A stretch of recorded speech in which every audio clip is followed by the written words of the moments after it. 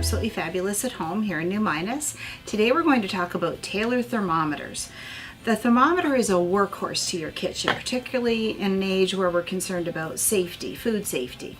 So as you start with your pretty roasting pan and you want to put your roast beef or lamb or chicken, turkey, whatever you're going to do, one of the most important tools you're going to use is your thermometer.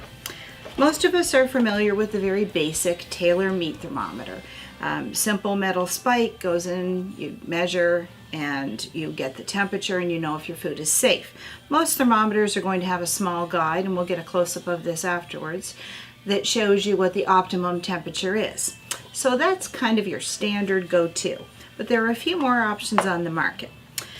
Taylor produces an instant read thermometer, very small, loved by chefs because it's a skinny little one that'll just fit into the sleeve pocket. They usually have a little pocket on their chef's jacket for thermometers, which shows you how important they are. It also is what they call antimicrobial. So when you slide the metal wand back into the yellow sleeve, it helps to get rid of any bacteria that might still be residue on the thermometer. The other one chefs like is a folding thermometer. The most delicate part is the tip, because that's where you're actually measuring the temperature. So by folding the thermometer back into itself, you're protecting the tip. Also small enough to fit in the pocket or just in your apron pocket. A few specialty items. There are those of us that wish we could put the thermometer in the meat and walk away, and then it would beep and tell us when it reaches the temperature we want. Taylor does two versions of that. This one is a digital thermometer, stainless steel, has a little wand, and you can see this is a flex kind of steel.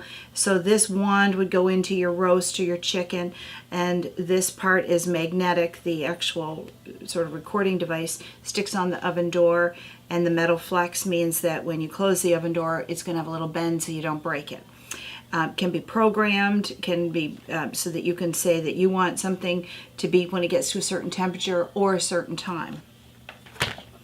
Exactly the same idea, just much larger screen, and designed so that you can put the probe in the meat exactly the same. You can backlight it to read it a little more easily. So same idea, just a larger version. The candy thermometer. A must-have if you do anything even as simple as fudge or candy apples, that kind of thing.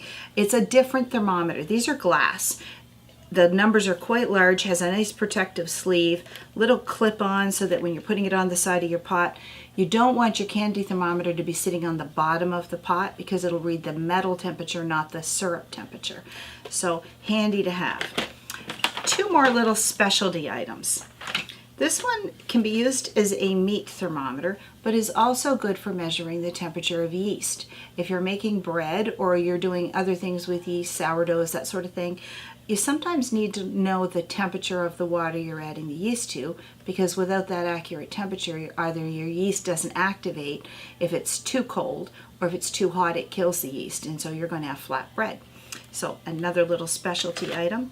And one of my favorites, the slow cooker probe. So this little wand is designed to hang inside your slow cooker so that you know that whatever you're cooking in your slow cooker has reached an optimal temperature.